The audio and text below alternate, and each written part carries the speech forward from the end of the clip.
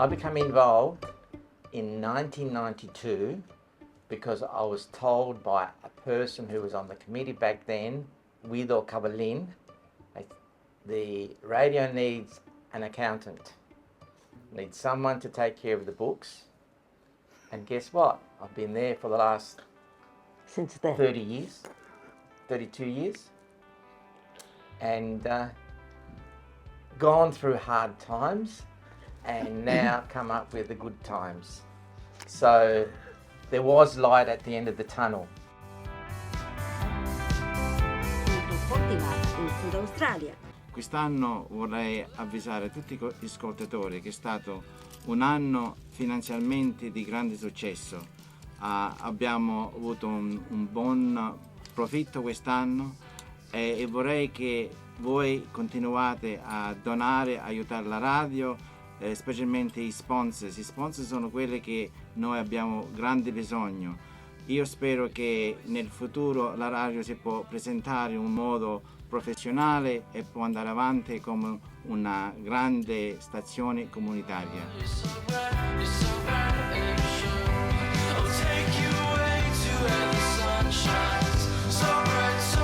From a financial point of view, we've gone from a situation where we have a committee meeting and they would say, Armando, can you write the cheque out?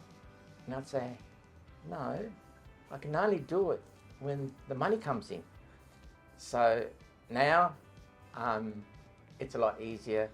Those hard times are behind us and we are in the position that we are now, thanks to all the hard work that's been put by the committee members, past, present, and a lot of other listeners and members who all contributed and donated to this cause.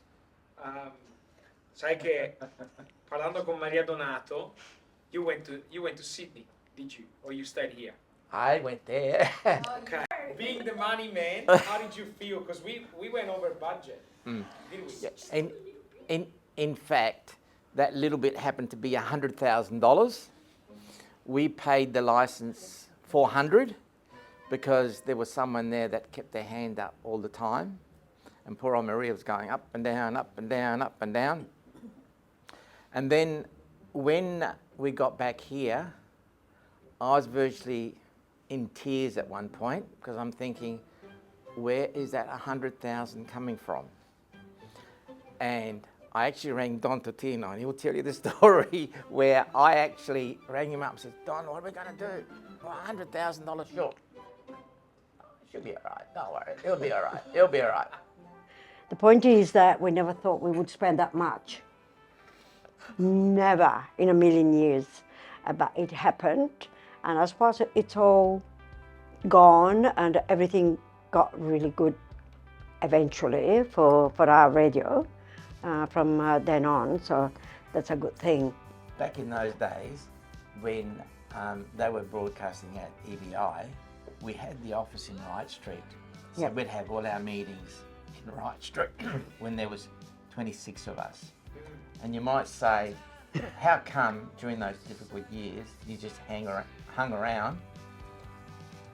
The reason why I hung around is that I could see the benefit of being there and what it did, particularly to our elderly people. My mother would see me, I'd come home from a meeting and I'd say to her, I'm leaving. I've had enough. I can't handle those people anymore. And my auntie as well. Oh, but it's good for us. We listen to it. If we don't have that radio, we've got nothing.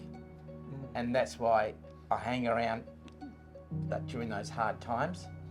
And as I said, there was light at the end of the tunnel, which was very rewarding for me personally. Can I just straighten this for you? So that you look. The reason I became involved, I was asked to relieve someone while someone was sick, and I thought it was just for flu. It was in July '93, and my first answer said I was willing to help and do my best, but my Italian wasn't, great. And I was told not to worry, there were many professors there, So you were working in the office. Yes, that's What were you doing? a jack of all trades, I suppose, general office work plus prepare the dedication, whatever had to go on here. I was doing all that preparation, you know, the general, and the general running of an office.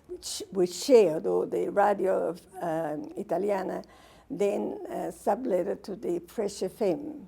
And there was then talk to put an application with ABA that there may be a possibility that they would get the 24 hours from direct for Radio Italiana, and we didn't have to go through EBI because initially all the programs were from the 5 EBI.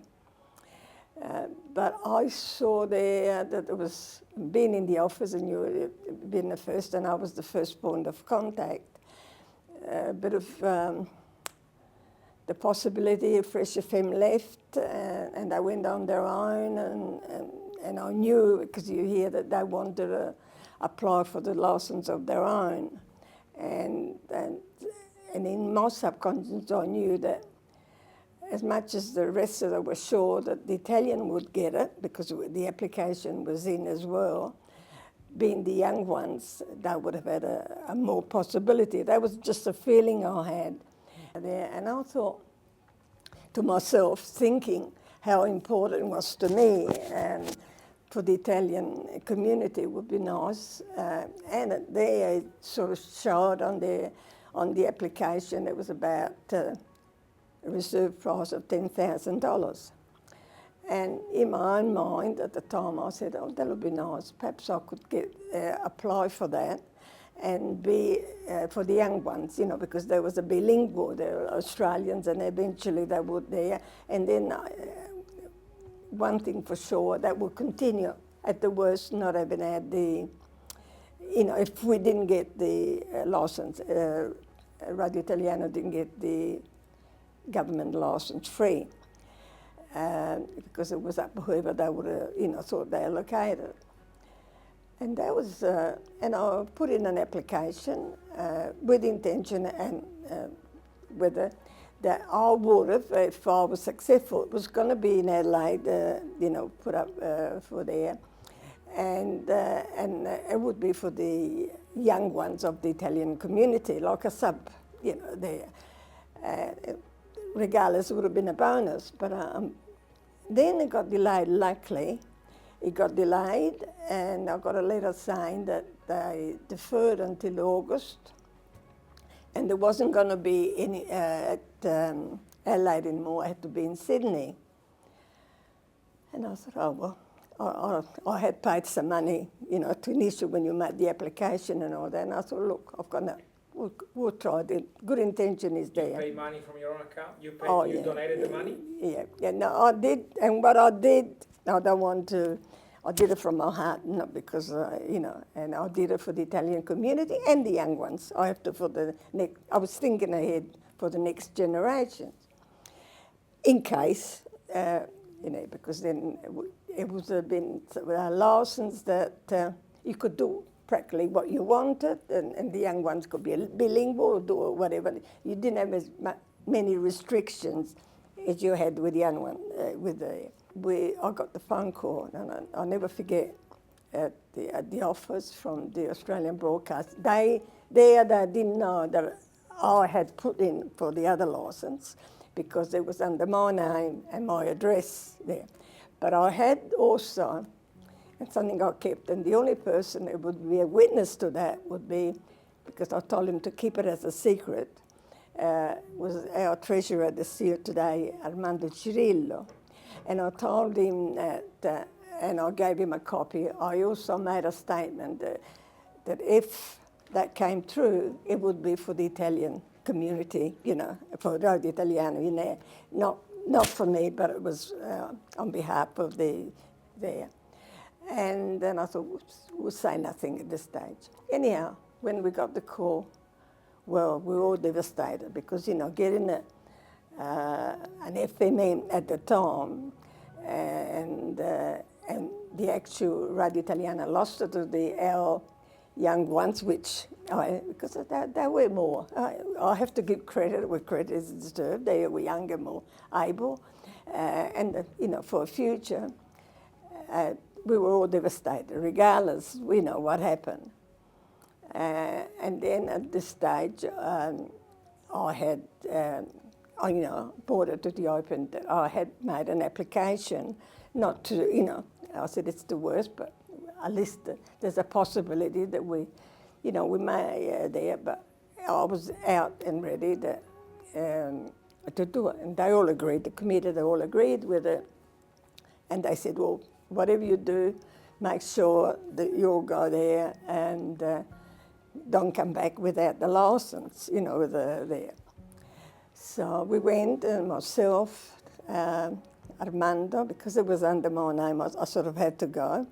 Armando, the president, Luigi Penna, Carmine Barone, the secretary, and at the time, Giovanni Di Malta insisted he needed to come as a director of program. We went there, and once they found out there was the Radio Italiana, was looking for it, because the price went up, because there were other religious. And they'd given us a budget, our committee, to how much we can spend. So we did, and the price kept going up and up. And I kept remembering, don't come back without our license, without bringing a license back. And we bid it up right up when it went to $400,000, yeah, which was much, much more than it was really worth, in fact.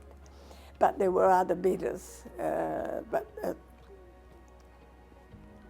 I don't want to mention the names because it's not fair, but regardless, anyhow, that was the price. And at the time, I just closed my eyes. I said, I can't go any further. I can't hold my hand up any longer. I knew that it would have been, and for some unknown reason, it was meant. And they agreed that it went, and that's how we got the license. It is then that Radio Italiana 531 commenced as a happy family, I would say, until today.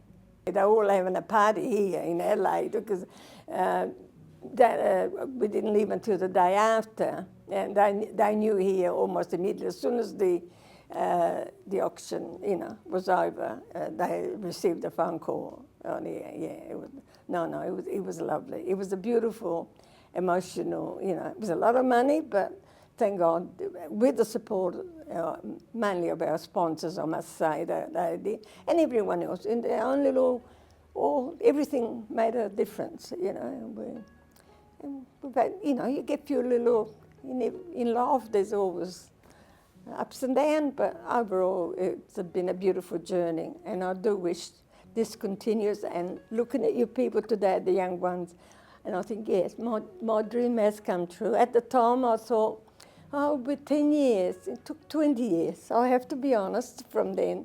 But I'm very proud of what you're doing today, and my congratulations goes to you and the board of Radio Televisione Italiana.